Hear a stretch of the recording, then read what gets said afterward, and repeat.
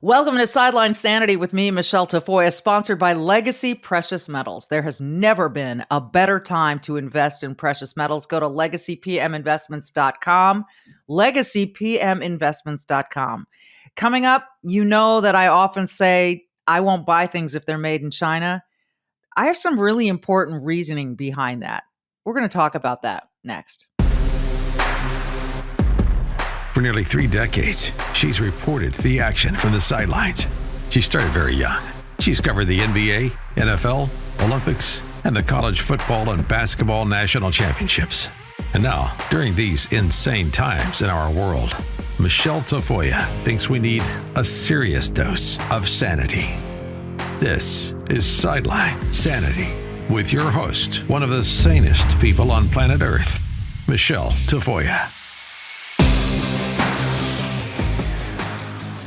Well, some of you may remember a while back we had Enes Kanter Freedom on the show. He's the former NBA, well, hopefully still current NBA player without a team right now because he's made some waves about not buying things made in China. He talks very openly about the slavery used in these forced labor camps in China. And I had Enes on because I'm a big believer in not buying things that say made in China on them. I just won't do it.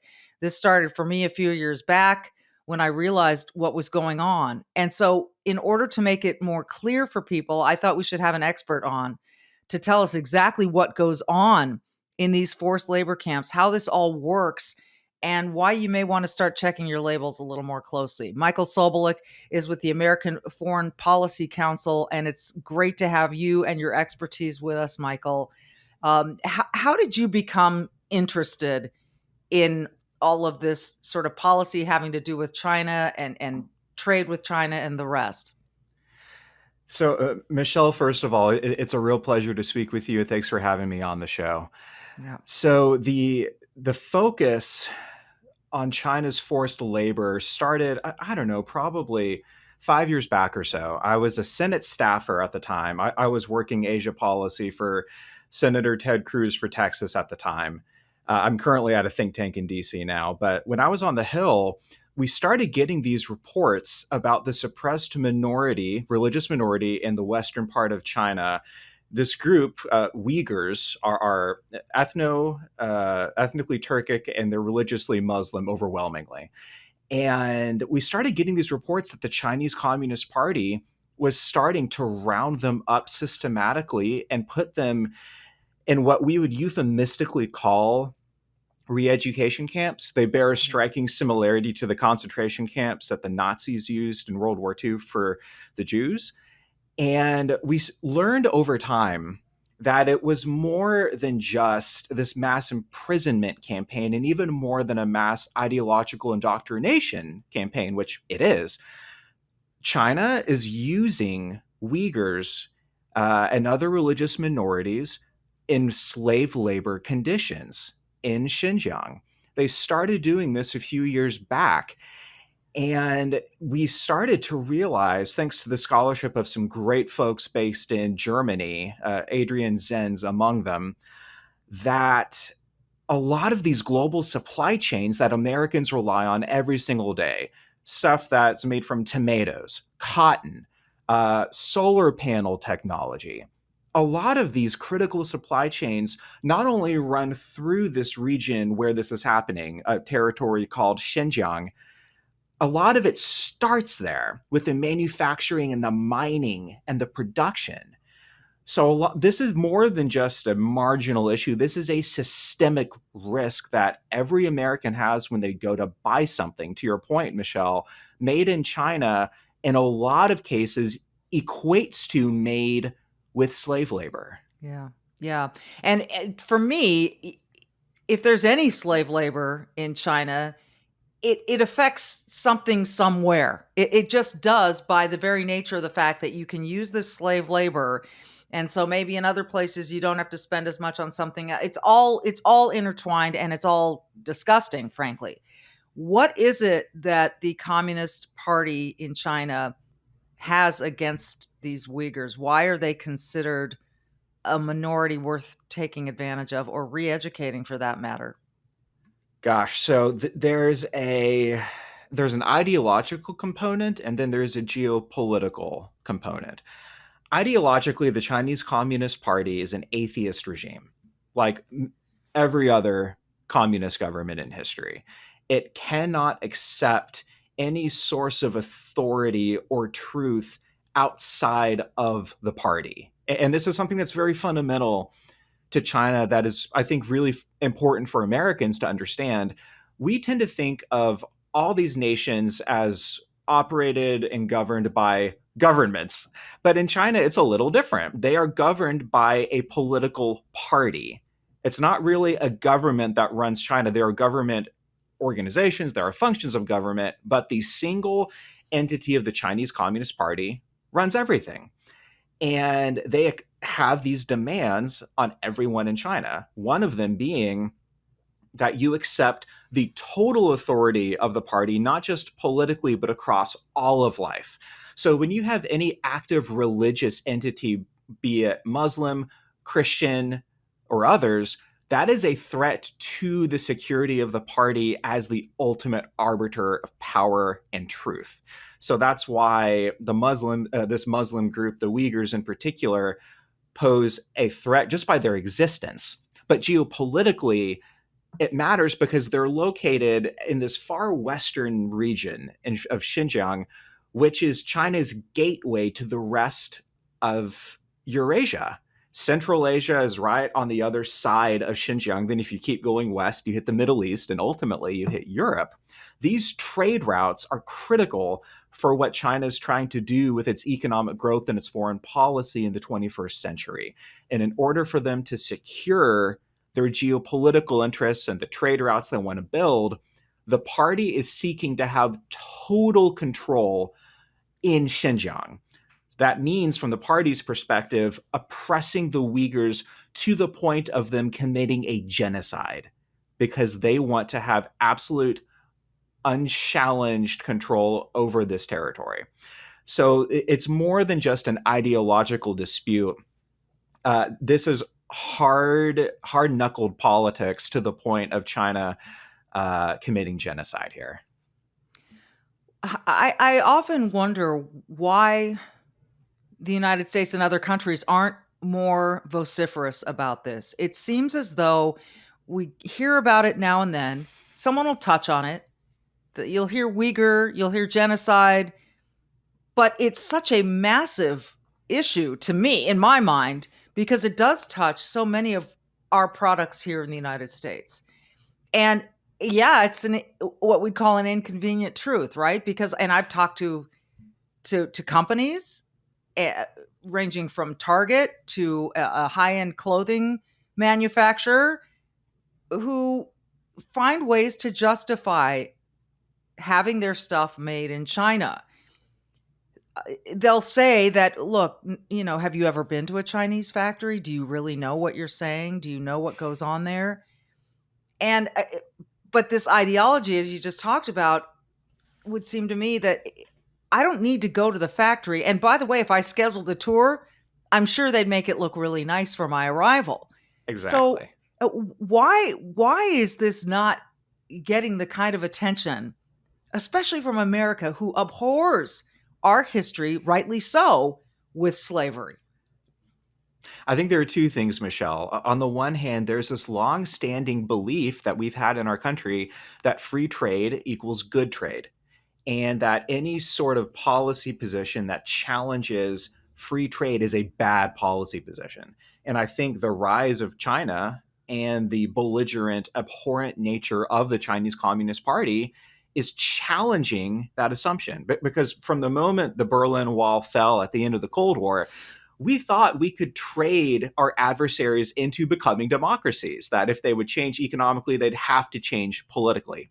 In the case of China, that clearly hasn't happened. So I think there's an unwillingness for American companies that make a lot of money off of free trade with China to ignore these atrocities because, I mean, let's face it, they're making a lot of money off of their trade with China. But there's another component that is more political, which is the Biden administration talks about this issue to their credit. They do.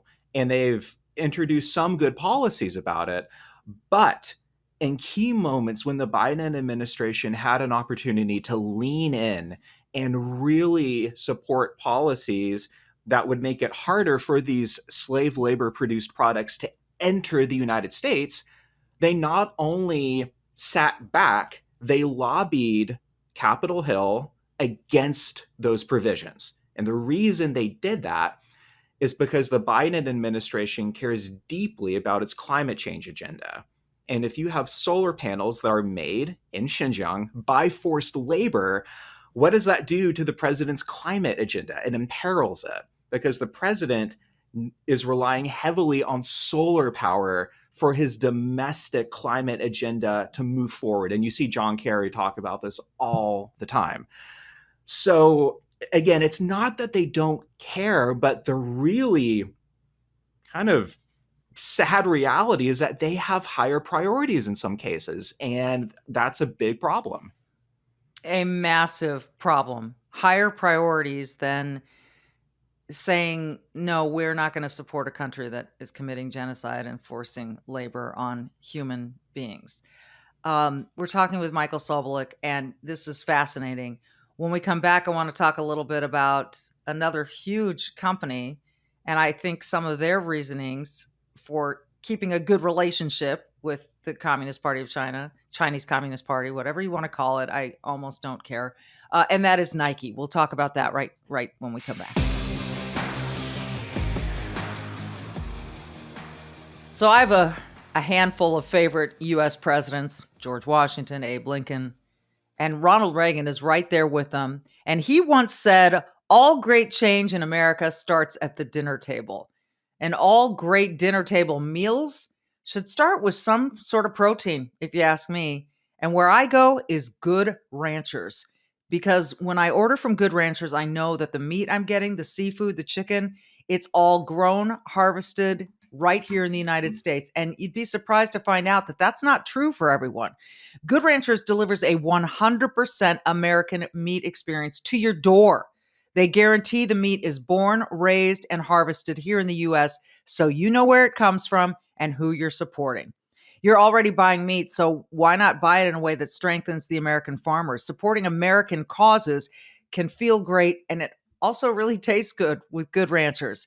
Maybe it feels overwhelming to get everyone to the dinner table at the same time, but Good Ranchers makes it easy. You just go into the freezer, grab out the individually packaged beef, chicken, or seafood, and season it a little bit with salt and pepper, throw it on the grill, throw it in the oven, whatever you want. It's going to be good every single time.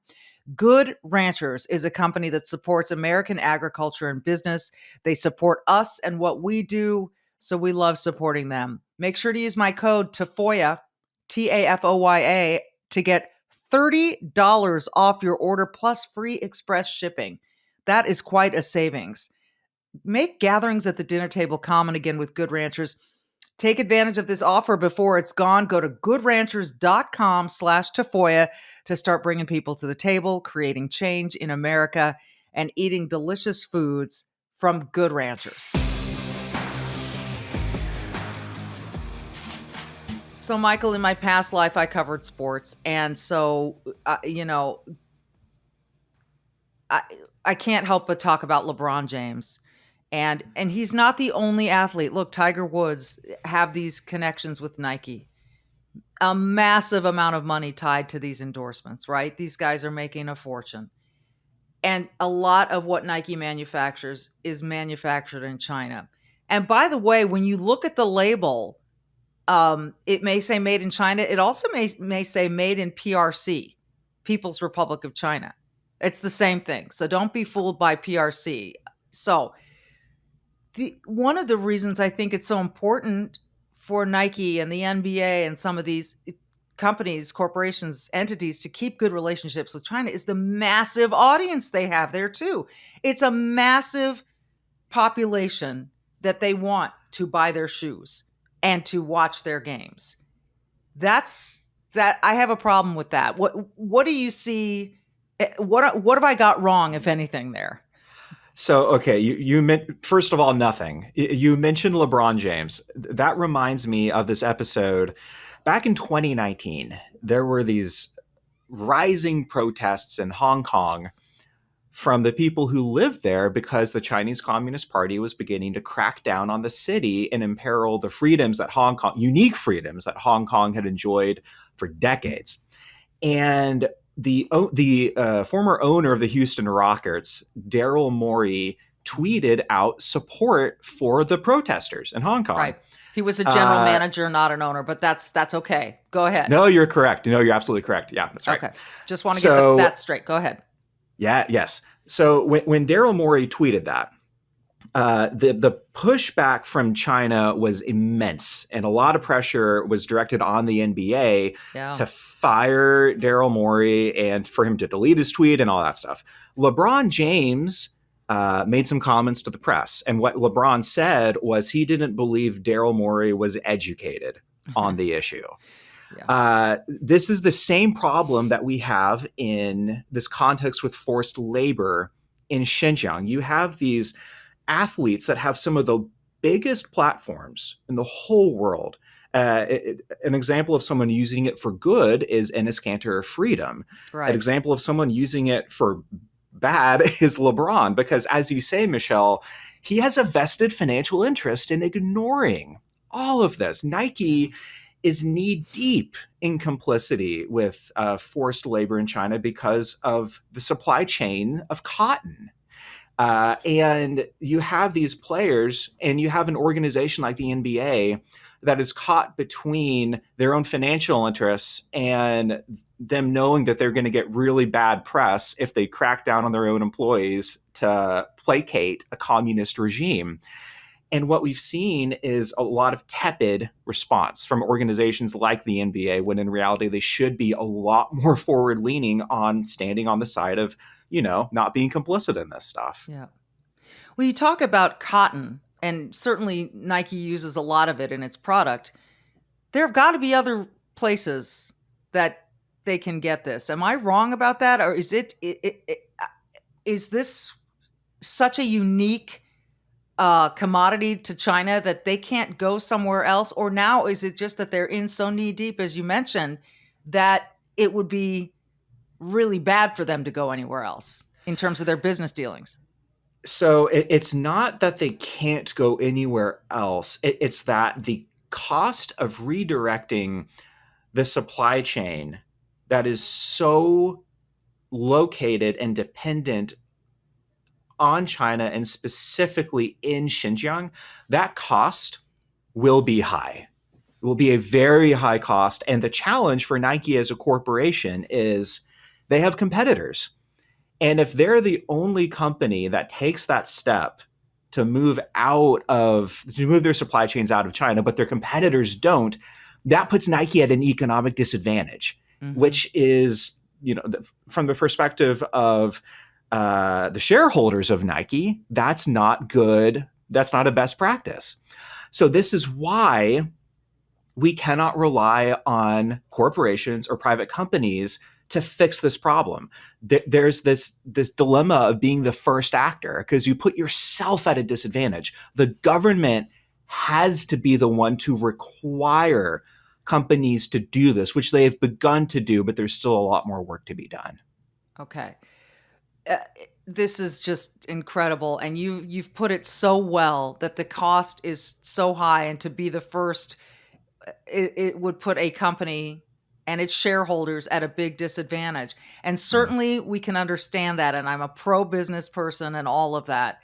But then it makes me mad to hear, well, the government's got to do it, but they're not doing it to the extent that we need to do that. So we're going to get more into that after this quick break, because this is insane. And it seems to me that we're weak on this, but we'll let Michael Sobolik straighten me out on that if I'm wrong right after this. I can't overemphasize that since November of last year, the stock market has just gone in the tank. Gold, though, gold's been on the rise. I mean, you look at gas prices, they're horrible. The stock market is all over the map. And now we have this inflation at a 40-year high, plus a war between Russia and Ukraine. All this instability, markets don't like it. But the good news is you have options. Gold prices are rising as investors turn to gold for protection. Gold provides a hedge against inflation and protects against a weakening dollar. Legacy Precious Metals is the only company I trust to invest in gold and silver. You need an investment that's going to protect your wealth and your retirement. So do this for yourself. Call Legacy Precious Metals today. There's no investment too small, too large, whatever. You need precious metals in your portfolio. You want to be proactive while there's still time. 2008, those who invested in gold saw huge gains. Other people, they lost their retirements in many cases. It was very, very sad. Legacy Precious Metals can advise you on all of your options for investing in gold and silver. And you can speak to an IRA expert at Legacy Precious Metals at 866 528 1903. 866 528 1903, or download their free investor's guide at legacypminvestments.com. Legacypminvestments.com. All right, Michael, I want to read you something that John Kerry said. This is an interview published in Foreign Policy. Right now, climate is enough of an imperative for all of our countries. China doesn't benefit by not having America as a partner in dealing with climate. And the United States doesn't benefit from not having China as a partner in climate. So we're just disciplined.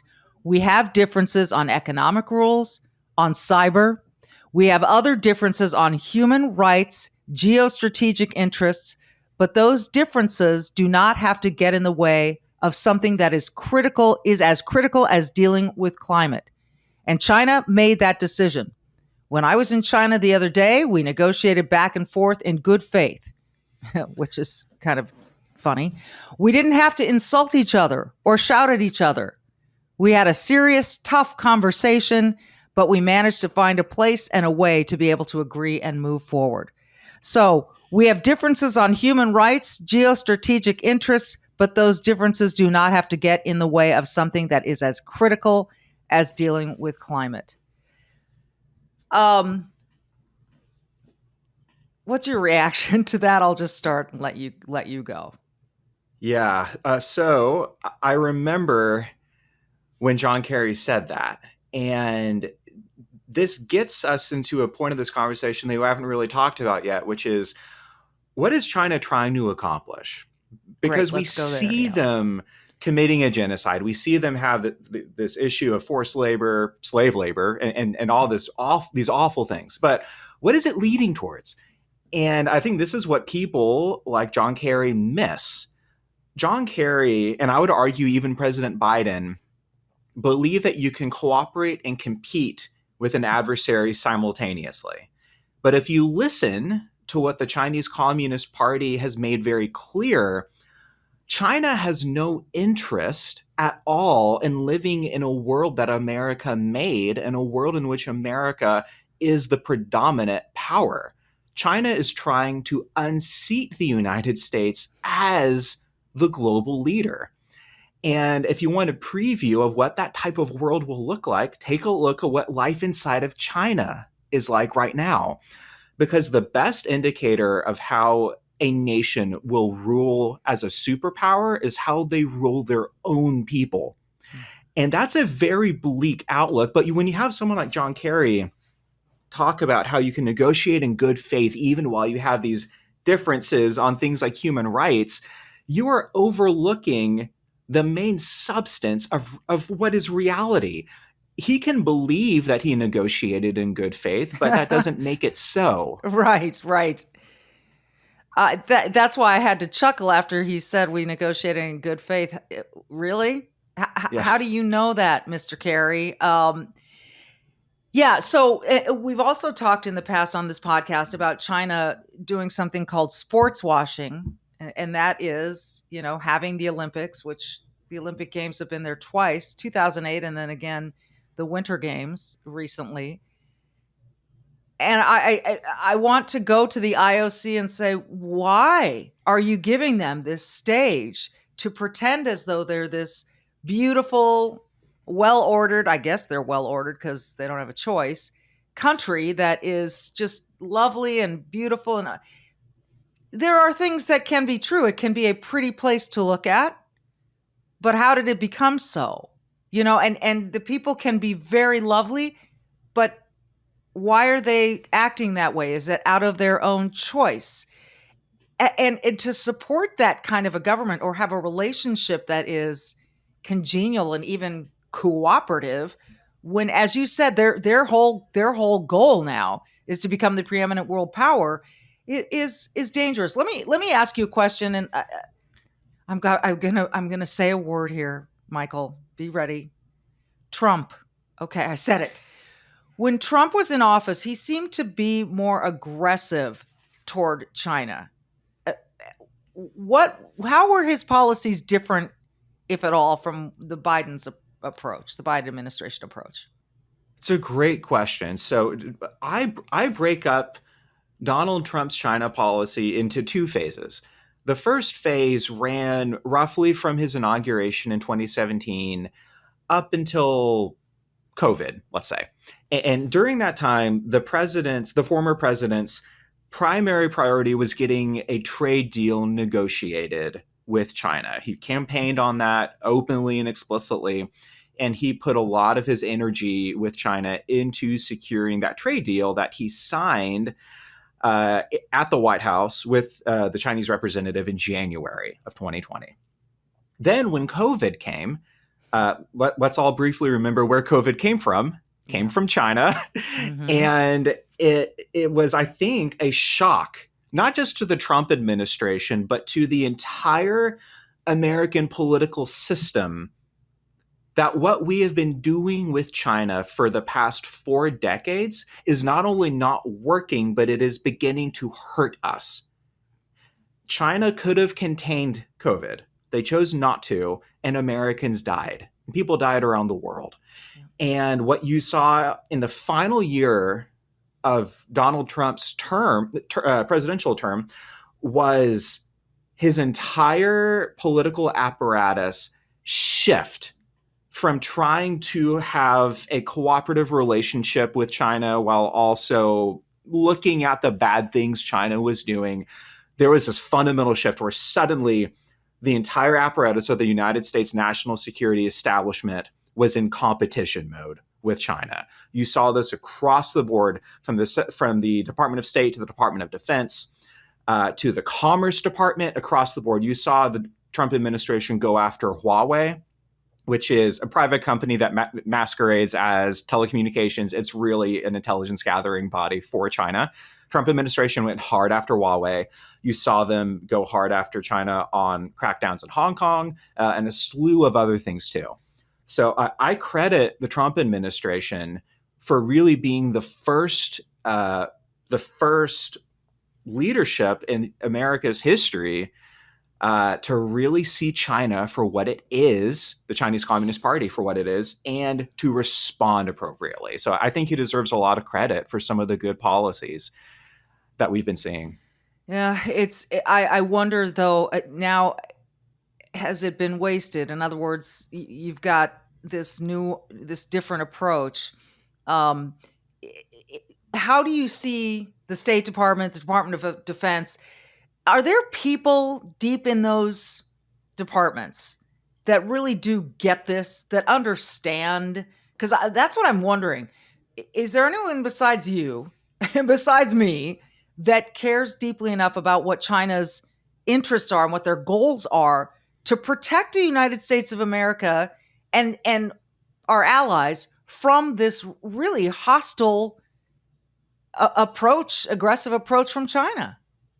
Yes, the answer is a firm and resound yes. And if you want insight into that, uh, one of the best journalists in Washington is a guy named Josh Rogan, who's at the Washington Post. And he wrote a book about the Trump administration's China policy, and it's called Chaos Under Heaven. I would highly recommend it as a great source for you, for your listeners, because it answers your question, Michele, of who else in DC gets this.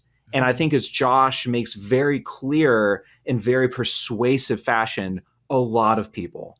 I think there's so many good reasons to be optimistic about the path forward for China policy. Now, that's not to downplay the cross-cutting currents, because as you and I just discussed, the Biden administration is very divided on this. There are some great people in the Biden administration, some of whom I know personally, who get this. There are many others who not only don't get it, they actively work to subvert good China policy. So it is And a why would they do contentious that? issue. Why would they do that? Why would they want to subvert good China policy? I think for the same reason John Kerry cares more about climate change than a genocide. Think back to when President Biden had just, I think it was early January 21, right before President Biden was inaugurated. He said in no uncertain terms, my first priority is climate change. Mm-hmm. If you have a president who says that, but you also have a president who says simultaneously, I am putting human rights at the center of my foreign policy. Mm-hmm. You're going to have to pick and choose in some cases. Look at December of last year, going back to slave labor. The Uyghur Forced Labor Prevention Act is a law that was going through Congress, bipartisan peaceful legislation that would make it harder for these forced labor products to reach our market here in America. The Biden administration, specifically State Department officials, were lobbying against that bill because at the same time, keep in mind, the top priority for Biden is climate, and they were in the middle of intense climate negotiations. So this is what happens when you believe that you can cooperate with your adversary. You disadvantage yourself and you strengthen your opponent. Yeah. It's very myopic and it's very frustrating. And that is one of the biggest hurdles that the China hawks, if you want to call us that, the folks in DC who really see China for the party for who they are, that's what we're butting up against right now. It's amazing. And you gave me a little spark of hope with this notion that there are a lot of people, and your resounding yes, that people understand and get it and want to do the right things. At the same time, I remain frustrated, but I think that's a good thing because it's going to keep me going. I'm going to continue to bring this topic to light. It's really, it makes my head want to explode. But I'll keep it on the rails, Michael. And I hope we can have you back because I learned so much and you explained it so well. You ought to teach this stuff. Do you teach anywhere? I really thank you. That's very kind. I'm hoping to start being an adjunct professor on the side in the next few months, so potentially soon. Good. But I really think it's so important, not for those of us in the wonky, nerdy community, to not just get the inside baseball, but it's important to know how to talk about this stuff because it's not just an inside baseball thing. These are human lives that are enslaved. And we are connected to it through our consumption and through our policies. So, Michele, I'm grateful to you for highlighting this, and I'm grateful for your approach and how you do so, because it is a bipartisan issue, yes, but there are also some people who are really responsible for this continuing to be an issue. And I think it deserves a ton of attention. Yeah, I agree with you. And I'm so glad we've had you on, and I hope to do it again, Michael. And I'll look forward to hearing about your career and becoming an adjunct professor. People can learn a lot from this. And it's so important that we know and that we get it and we understand how our daily lives impact human lives in other places. So appreciate it. This has been Sideline Sanity. I hope this has been a sane conversation about this that people can understand. I'm Michele Tafoya. Do good, be brave, have courage, and don't buy stuff made in China.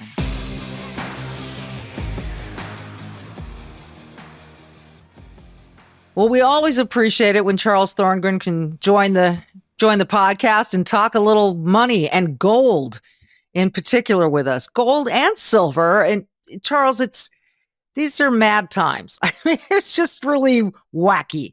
And anyone who's watching the stock market is probably asking themselves, what do I do? I don't know, I don't know how to ride this roller coaster with everyone.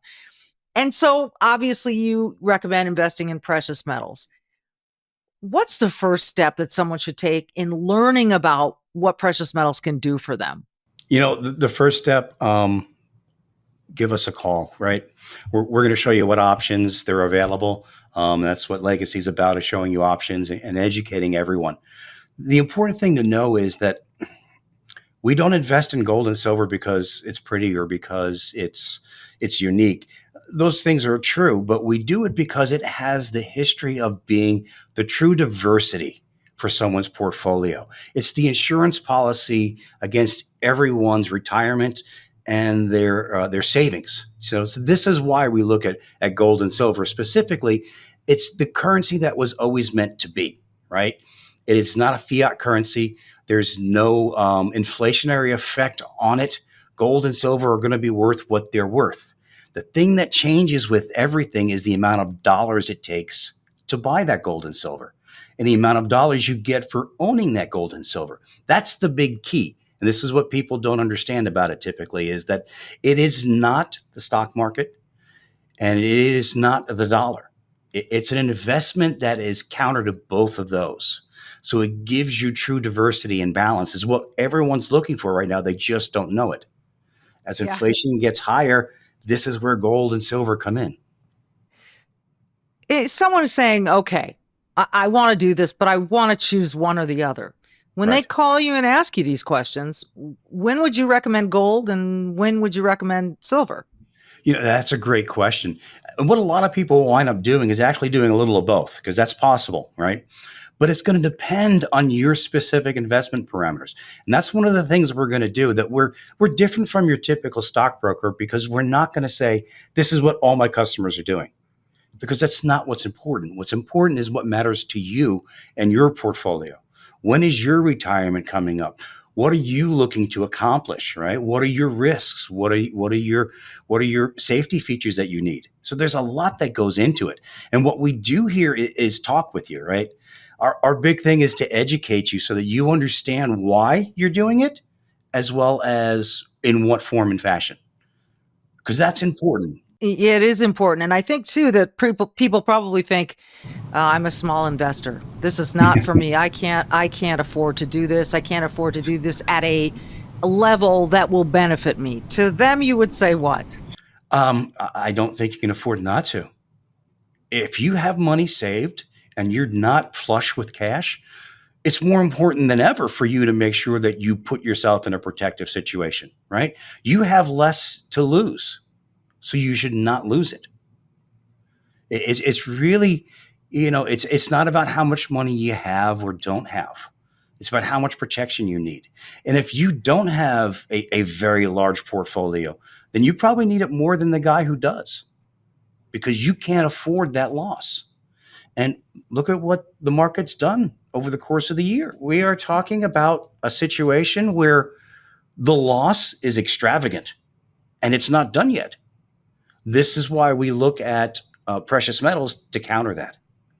And lastly, Charles, for those who fear that a recession may already be here or is coming, what do you tell them about how in a recession this investment helps out? Great question. Couple answers there. We are in a recession, but the reality is it's not going to get bad for a few more months. Then it's really going to be bad. What we see happen next year is going to be devastating. Just think 2007, 2008, right? The troubles with 2008 happened in 2007. It just took time for it to hit the market in a real sense. And this is what we see. We have inflationary numbers that rival the 80s. That's something that's going to be dramatic. So when we look at this, we say, why do we want to do it? And that's exactly why. It helps because it's not the dollar and it's not the stock market, right? This is the safe haven investment. And if you look at long-term wisdom, that's what metals do. They give you a place to store your wealth without the effects of inflation, right? Inflation is good for your metals. The stock market correcting is good for your metals. A weak economy is better for your metals. So that's what it's meant to do. And that's why it has its place in the economy. We're talking about a worst case scenario right now, but even under the best of terms, the government tells you 2 to 3% inflation is a good thing. And at 2 or 3%, it doesn't sound bad, right? But over the course of your retirement and your lifetime investing, if you go 40 years, you've lost over 120% of value of your dollar by not having metals. So even in the best of times, there should be some in your portfolio. And during the worst, you really want to make sure you get a hold of somebody who can explain why and show you what options you have. Yeah, that's why we love to recommend Legacy Precious Metals on our show, Sideline Sanity. So the website is legacypminvestments.com, legacypminvestments.com. You can also go to the website and find the phone number to call, learn a whole lot more. It's just worth asking some questions, right? A quick phone call and getting more information about everyone's specific situation. Absolutely. We're a no pressure organization. Everyone who contacts us, they reach out to us. We share information. If it's right for you, great. If it's not, that's great too. Learning something never hurt anybody. No, that is true. And we're glad we had you on to learn something from you today, Charles Thorngren. Again, it's legacypminvestments.com. Please go check them out. Just ask some questions, learn a little something. Thank you so much, Charles. My pleasure. Thank you.